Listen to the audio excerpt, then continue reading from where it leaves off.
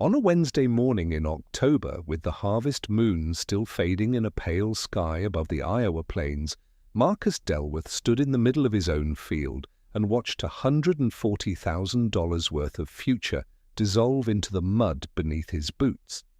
The grain cart, a brand-new, custom-ordered, $350,000 behemoth that had arrived on a flatbed from the manufacturer just 11 days prior, was buried to its axles in a low corner of the south field that nobody had warned him about, or that he had not bothered to ask about, depending on who you asked later.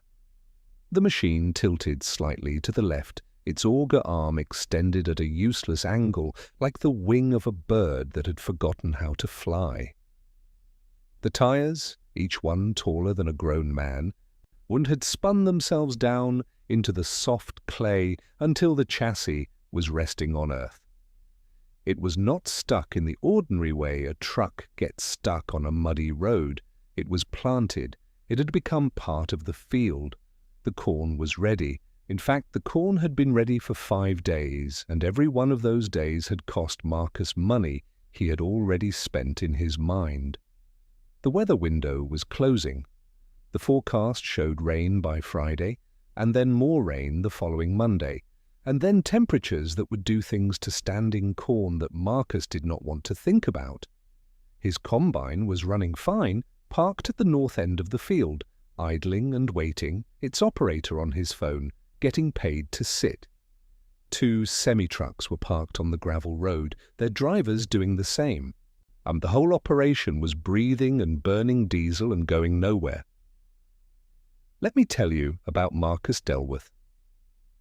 Marcus was 44 years old that October, and he had built one of the largest grain operations in Harlan County from what his father had left him, which was not much. The old man had farmed 800 acres with equipment that was older than Marcus himself, and he had done it with the kind of stubborn patience that Marcus had always found, if he was honest, a little embarrassing. When his father died and left him the land, Marcus had sold every piece of old equipment within 60 days. He used the money as a down payment on things with screens and GPS and hydraulic systems that adjusted themselves automatically based on satellite data. He leased more land, he hired operators instead of neighbors, and he built a grain storage facility that had its own control panel and climate sensors. By the time he was in his early 40s, Marcus Delworth farmed 6,000 acres and had a waiting list for his custom harvesting services. He drove a truck that cost more than his father's house had been worth. He wore that success the way some men wear a watch, always visible, always telling you what time it was in his life, which was later than yours. He was not, to be fair, a cruel man. He was simply certain. Certain that efficiency was the highest virtue in farming, certain that the right piece of equipment could solve any problem, certain that the old ways were old for a reason, which was that better ways had replaced them. He was the kind of man who had read enough to be dangerous and successful enough to confuse success with wisdom. While now his $350,000 grain cart was in the ground, and all his certainty was standing next to him in the mud, just as stuck as the machine. Let me tell you about the first attempt. Marcus's lead operator, a man named Cody, who had been running heavy equipment for 20 years, brought the operation's largest tractor around within the hour. It was a 260 horsepower row crop machine, the kind that could pull a 16-bottom plow through dry ground like it was cutting butter. They ran a heavy chain from the tractor's drawbar to the front of the grain cart, and Cody eased forward with the kind of steady, experienced throttle work that should have been enough. The chain went tight. The tractor's rear tires compressed under the load, their lugs biting into the earth. With the engine note dropped an octave, the tractor crept forward. The grain cart hadn't moved an inch. Cody tried again, this time with a running start, which was against Marcus's better judgment, but which seemed like the kind of desperate measure the moment called for. The chain snapped taut with a sound like a rifle shot, and the grain cart rocked forward perhaps 2 inches before settling back deeper into its hole as if the earth had tightened its grip in response to the insult. They brought in the second tractor. They chained both machines together in tandem and made 3 pulls that accomplished nothing except to demonstrate that 2 tractors pulling in the same direction can fail just as completely as one, only more expensively. The second chain developed a stress kink that Marcus knew would need to be thrown away. By mid-morning, Cody had made 7 attempts with various combinations of equipment, angles, and techniques. He had used a come-along winch attached to a field tile outlet. He had tried rocking the machine by alternating the pulls. He had tried digging out the tires with a skid steer, which only succeeded in making the hole larger. Each attempt left the grain cart slightly more embedded and Marcus slightly more pale. At 11 in the morning, Cody walked over to Marcus with the look of a man who has run out of professional options. He said that they could call a heavy recovery service out of Des Moines, but that the wait would be at least 2 days and the cost would be significant. He said it was possible that with the right rigging setup and enough anchor points, a recovery crew could extract it. What he said it was also possible that the cart's frame had twisted slightly from the lateral stress of the early attempts, and that there might be structural issues to assess before it could be put back in service. Marcus listened to all of this. Then he looked at the grain cart. Then he looked at the sky, which was the specific shade of October blue that looks beautiful and merciless at the same time. Then he looked at his combine operator, still sitting in the cab, still on his phone. He had run the numbers. Every day the corn stood in the field was money. Every day the equipment sat idle was money. The recovery service was money. The potential structural repair was money. The rain on Friday was money. All of it was money, and all of it was flowing in the wrong direction. That was when he heard the sound. And it came from the direction of the gravel road, a rhythmic, clanking mechanical percussion that did not belong to any piece of equipment in Marcus's fleet. It was not the smooth, turbine-like hum of a modern diesel engine or the electronic whisper of a precision-guided machine. It was older than that. It was the sound of iron working against iron, of metal that had never learned to be quiet, of an engine that announced itself without apology across 1/2 mile of open Iowa farmland. Everyone in the field stopped what they were doing and looked toward the road. Coming through the gate, moving at perhaps 8 miles an hour, with all the urgency of a geological formation, was a rig that Marcus Delworth could not immediately classify. And at its center was a tractor that appeared to have been manufactured in an era when the word tractor was still considered a novelty.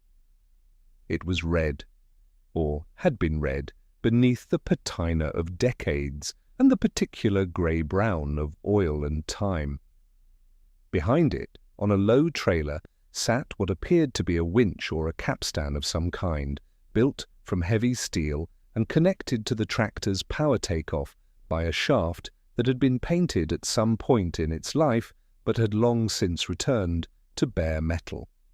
The entire assembly moved with a kind of slow, inevitable confidence, like a ship coming into a harbour it has visited 1,000 times before. At the wheel of this machine was an old man. Let me tell you about Earl Voss.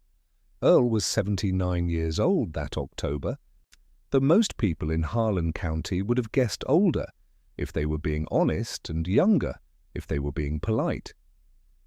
He had farmed the same 420 acres on the east side of the county for over 50 years, having taken the land from his own father, who had taken it from his. The Voss family had been on that particular piece of Iowa ground since before the First World War, and the land showed it, not in neglect, but in the kind of deep, accumulated care that takes generations to build. Earl's fence rows were clean, his tile lines ran properly, his soil, tested every 3 years, was some of the best in the county. Earl did not farm 6,000 acres. He did not have GPS guidance or yield mapping or a climate-controlled storage facility. He had a newer tractor for field work, a modest grain bin set up, and enough equipment to work his land without breaking himself. He had watched, over the decades, as the operations around him grew larger and the operators grew younger and more certain. And he had watched this the way a man watches weather, with attention, without judgment, understanding that what comes around also goes around in ways that the young and certain rarely appreciate. He was not a man who complained, he was a man who watched. And for 3 days, from the road that ran alongside his east field, Earl Voss had watched Marcus Delworth's operation try to pull that grain cart free, and he had watched the way a mechanic watches an engine being repaired incorrectly, with the patience of a man who knows what the problem actually is. He had not said anything. Earl was not the type to offer advice uninvited. But on the third morning, when he drove past and saw that the cart was still there and that Marcus was standing beside it alone in the early light, staring at it with the expression of a man who has stopped sleeping properly, Earl pulled over. He sat in his truck for a long moment. Then he turned around and drove home and spent 2 hours in his barn before coming back with the rig that was now pulling through Marcus Delworth's field gate. Marcus watched it come. So did Cody. So did the 2 semi-truck drivers who had climbed out of their cabs to see what the noise was. One of the drivers said something to the other that Marcus couldn't hear, and both of them smiled. The old rig came to a stop about 30 yards from the grain cart. Earl climbed down from the seat with the careful, undeliberate movement of a man who has learned that hurrying off equipment is how old men break things. He straightened up, put his hands in the pockets of his canvas work coat, and looked at the grain cart for a long time without speaking. Marcus walked over. Earl looked at him and said, "Saw your problem. Thought I might be able to help." Marcus looked at the old tractor. He looked at the winch assembly on the trailer. He looked at Earl Voss. At his age, his unhurried manner, his ancient equipment. And Marcus Delworth, despite himself, despite everything, let out a short laugh. It was not a kind laugh. "With that," he said, "let me tell you about that laugh. It was the kind of laugh that a man produces when he is exhausted and frightened, and has run out of real options, and something appears that seems to confirm his worst suspicion, which is that the universe is not taking his problems seriously. It was the laugh of a man who had spent 3 days watching modern equipment fail, and who could not quite process the suggestion that the answer had just arrived on a trailer behind a tractor that was older than his parents. It was, if Marcus were to examine it later, and he would, many times, a laugh that contained everything wrong with the way he understood the world. Cody and the operators had gathered nearby. Some of them were smiling. One of the semi-truck drivers had taken out his phone. Earl Voss did not react to the laugh in any visible way. He continued looking at the grain cart. After a moment he said, "Your problem isn't power. You've got power. Your problem is application." He paused. Modern equipment is built for speed and efficiency, pulls hard and fast. Clay like that, in a low corner with that kind of moisture content, it grips back just as hard and fast. You're in a contest of strength and the ground wins that every time. Another pause. That thing on my trailer is a capstan winch. It doesn't pull hard and fast. It pulls slow and steady, and it doesn't stop. Different principle entirely. Marcus looked at the capstan on the trailer. It was a drum of heavy steel, perhaps 3 feet in diameter, mounted on a frame that was itself mounted on a trailer built from steel so thick it looked overbuilt even for the task. The drum was connected by a heavy shaft to the old tractor's rear power takeoff. The steel cable on the drum was wound in tight, even coils that spoke of long use and careful maintenance. "What do you want for it?" Marcus said. His voice had lost some of its edge, and Earl shook his head once. "If it works, you make a donation to the Harlan County Agricultural Heritage Society, whatever you think is fair. If it doesn't work, you've lost nothing but an hour." Now let me pause here and ask you something. Have you ever been in a moment where every modern solution has failed you and something old, something you had already dismissed, was the only thing left? Where pride was the only thing standing between you and the answer? Most of us have been there, in one form or another. Most of us have laughed that laugh. The question is always whether we can stop laughing long enough to learn something. Marcus Delworth, to his credit, or perhaps simply because the corn was still standing and the sky was still turning toward Friday, said yes, is to let me tell you about the Farmall Model M that was parked on that trailer. The tractor that Earl Voss had driven through that field gate had been manufactured in 1947 at the International Harvester Plant in Rock Island, Illinois, at a time when the world was still finding its feet after the Second Great War and American industry was turning its attention back to the land. The Model M was, in that year, one of the most capable row crop tractors built in the country. It was not subtle, it was cast iron and forged steel, and a four-cylinder engine that produced its power in a way that felt, to anyone who stood near it running, like something geological rather than mechanical. Earl's grandfather had bought it new in the spring of 1948, mortgaging a piece of equipment for the first time in the family's history because the Model M cost, at that time, more than $1,000, which was a sum that required a man to believe deeply in both the machine and his own future. The grandfather had worked that tractor for 22 years across the same fields Earl now farmed. When he passed it to Earl's father, it had over 9,000 hours on it and had been rebuilt once, carefully, by the grandfather himself in the winter of 1961. Earl's father had added the capstan winch assembly in the 1950s, building the frame himself from quarter-inch plate steel in a winter when the snow kept him in the shop for 3 weeks. The capstan itself had come from a logging operation that had gone under near the Minnesota border, and Earl's father had bought it for $30 and a day's work. He had recognized, in the drum's design and gearing, principle that he had read about in a farming manual from before the First World War, that a slow, continuous mechanical pull applied through a long cable and a reduction gear could exert a force that no single direct pull could match because it worked with time rather than against it.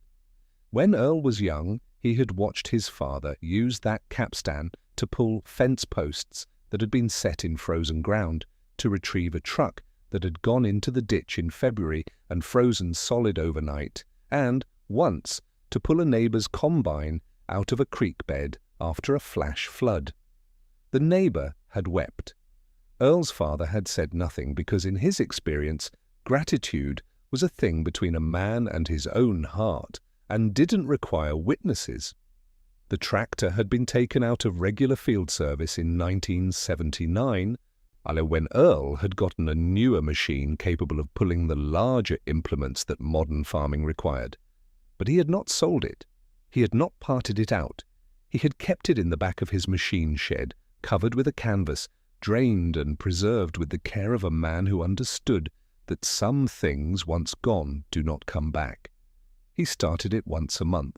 He changed the fluids on the original schedule. He had replaced the magneto in 1991 and the water pump in 2004, using parts that had required letters and phone calls to specialty suppliers because the parts had not been commonly stocked for 30 years. The tractor started on the third pull of the crank every single time, winter or summer, which was not magic, but was, to Earl's way of thinking, close enough to it. The crew watched in various states of skepticism and curiosity as Earl began his setup. He did not rush. He spent 20 minutes walking around the grain cart, looking at the angle of its burial, testing the ground with his boot heel, checking where the soil was firmest for his anchor point. He walked the line from the grain cart back to where he would position the tractor, measuring with his eyes and with the accumulated knowledge of 70 years of working machinery against resistant earth. Cody watched all of this and, despite himself, found that he was watching carefully. There was something in the old man's method, the unhurried, purposeful quality of each step, that commanded attention. He was not performing. He was working. Adele set his anchor point, 2 long steel stakes driven at an angle into the firmest piece of ground between the bogged cart and the field road, connected by a heavy spreader bar that distributed the load across the soil rather than concentrating it at a single point. He threaded the cable from the capstan drum through a pulley block attached to the spreader bar and ran it back to the grain cart's front hitch, threading it with the careful attention of a man who has done this many times and who knows that the cable is doing the thinking, so he'd better set it up right. The whole setup took 45 minutes. During those 45 minutes, Marcus Delworth stood, with his arms crossed, and watched. He did not laugh again. He had run out of that particular resource. When Earl was satisfied, he climbed back up onto the Farmall M. He engaged the power takeoff. The cable, which had been lying slack across the field, began to take up tension in slow, measured increments. As the capstan drum turned, the cable came out of the ground like something rising from sleep. It tightened. Let me tell you about the next 15 minutes. The Farmall's engine dropped slightly in its note as the load came on, then found its rhythm. It was a deep, even sound, not strained, not racing, not the panicked roar of an engine being asked to give everything at once. It was a working sound, the sound of an engine that had been asked to do difficult things many times across many decades and had learned, in the way that machines learn through the hands that tune them, to settle into the work rather than fight it. The cable was pulling at what Earl's father had calculated long ago, to be approximately 4 tons of continuous force, not a tremendous number but steady and applied through the mechanical advantage of the pulley block at an angle that worked with the physics of the cart's burial rather than against it. Where the previous attempts had hit the clay hard and fast, triggering the soil's resistance like a locked joint, this pull was asking the clay a question, slowly and repeatedly, until the clay changed its mind. For the first 4 minutes, nothing visible happened. Cody had come to stand near Marcus. The semi-truck drivers were leaning on the field fence. The combine operator had climbed down from his cab and was standing on the ladder watching. Nobody said anything. At the 5-minute mark, something happened beneath the grain cart's left front tire. A small, wet sound, a release of pressure, a breath from the earth. The tire, perhaps by 1/4 of an inch, moved upward in its hole. One of the truck drivers said something under his breath. At 7 minutes, the grain cart was visibly different. It was no longer tilted quite so severely. The right rear tire, which had been touching the undercarriage, had separation between it and the chassis. The earth was releasing slowly, in the way that earth releases things it has held long enough. At 10 minutes, the cart began to move, not quickly, not with the dramatic lurch of a suddenly freed machine. It moved the way a tide moves, inevitably, continuously, in a direction that it had decided upon and that it would not be reversed from. 3 inches, 6 inches, a foot. The cable pulled with its slow, unbroken patience, and the cart came, and the earth let it come. All because the earth cannot hold forever against something that never stops asking. Marcus Delworth's arms had come uncrossed at some point during those 10 minutes, and he had not noticed.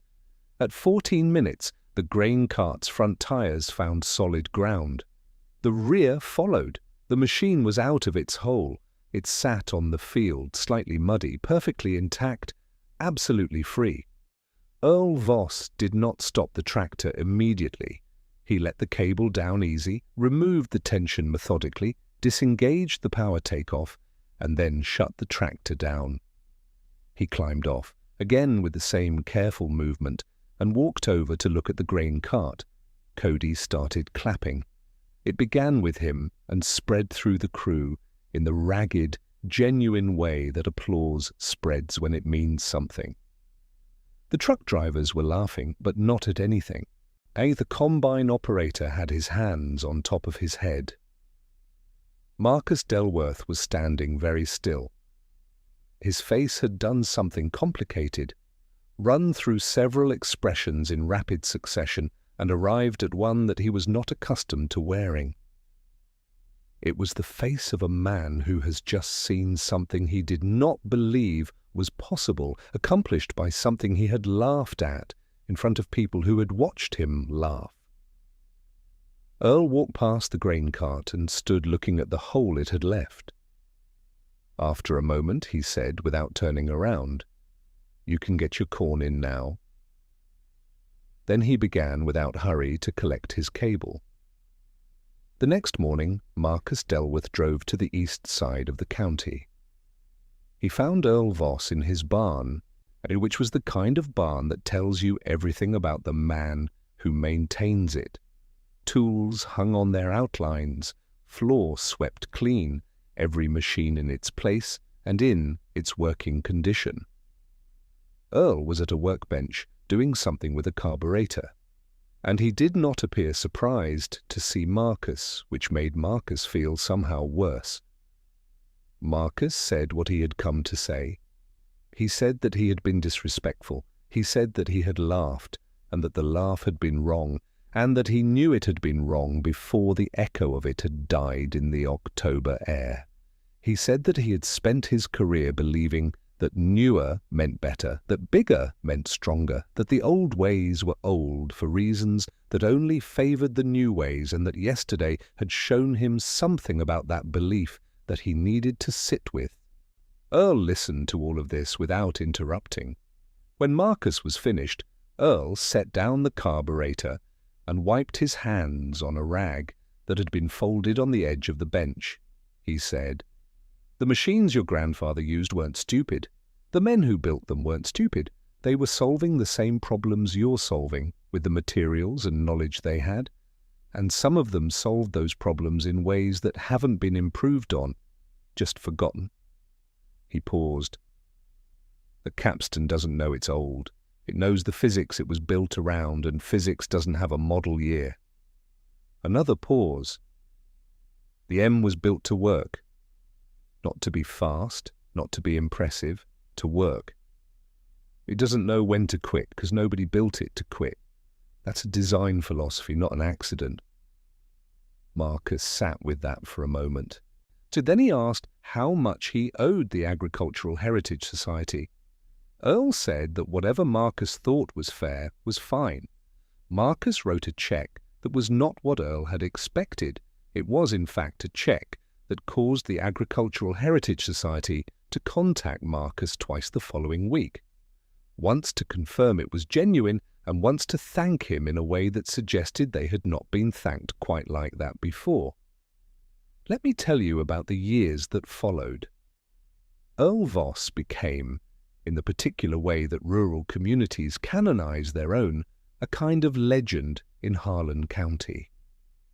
Not a famous legend. Earl had no interest in fame, and it had no particular interest in him, but the kind of quiet, local legend that lives in the retelling of a specific story that people share when something reminds them of it. And when a man brought in equipment that couldn't do what it was supposed to do, someone would say, "You know what Earl Voss did about that grain cart?" And then they would tell it, sometimes accurately and sometimes with improvements, in the way that true stories earn their embellishments. Marcus Delworth changed, though not in the dramatic way that makes for satisfying stories. He did not become a different kind of farmer overnight. He did not go back to small equipment or old methods or any of the things that a simpler version of this story might demand. What he did was quieter than that. He started asking questions he hadn't asked before. He started driving past the old farms more slowly. He hired a retired machinist from the county extension office as an occasional consultant for a man in his early 80s who had spent his career understanding what old machines could and couldn't do, and who had a great deal to say on the subject that Marcus found himself listening to with genuine attention. He also started telling the story about the Farmall M. He told it to his operators, he told it to his sons.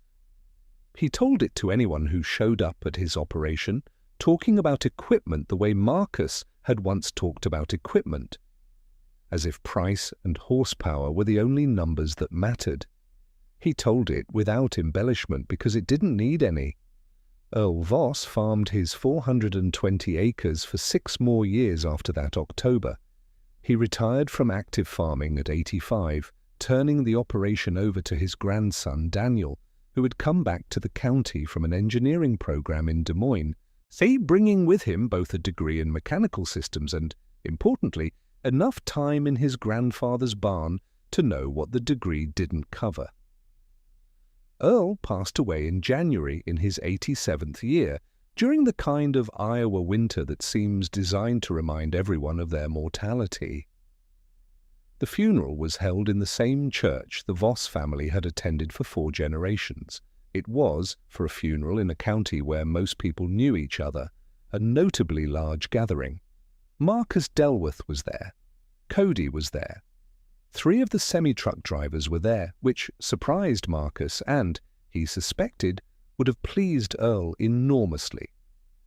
The Farmall Model M, cleaned and serviced and running as well as it ever had, and was parked in the churchyard with a hand-lettered sign that Daniel had made, and that read, simply, "Still works." It had been Daniel's idea, and it was exactly the right idea, and several people in attendance stood beside it for a long time. The capstan winch, the spreader bar, and all of Earl's rigging were in Daniel Voss's machine shed, organized on the walls the way Earl had organized them, with the same care and on the same principle, that things properly maintained are things that remain available to you, while things neglected become things that are merely gone. Let me tell you about a morning 4 years later. Marcus Delworth's eldest son, Ryan, had taken over day-to-day operations of the Delworth farm by then. Ryan was 28, sharp-minded, Tegan had grown up watching his father run a large operation with confidence and precision.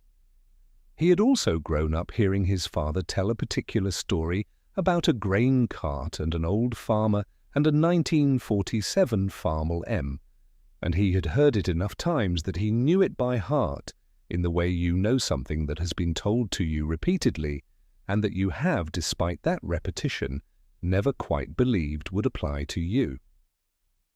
On a Tuesday in November, later than ideal because the season had been difficult, Ryan Delworth had a piece of harvesting equipment bogged in the low corner of the south field. He had tried 3 things. He had failed. He was standing beside it with his phone in his hand, looking up heavy recovery services when his father drove in from the road. Marcus looked at the equipment. He looked at the south field. He looked at his son. Then he said, "I know a phone number you should call before you call that one." 35 minutes later, Daniel Voss came through the gate in the Farmall M, the capstan trailer behind it, moving at 8 miles an hour, with the same complete absence of urgency that Earl had always moved at. Ryan Delworth watched it come with the expression of a man who has heard a story and is now living it, which is a specific expression that combines disbelief with a kind of helpless recognition. Daniel climbed down, studied the problem, and set up his rigging with the same patient attention his grandfather had taught him. He did not rush. He did not perform. He worked. The equipment came free in 12 minutes. Ryan Delworth shook Daniel Voss's hand for a long time. May Daniel smiled and said that the Heritage Society's donation information was on a card in the truck if Ryan wanted it. Ryan said that he knew because his father had told him to expect that too. Marcus stood at the edge of the field, watching his son shake the hand of Earl Voss's grandson beside a 1947 Farmall M that had just done, in a November field, what $100,000 worth of modern equipment could not. He didn't say anything for a while.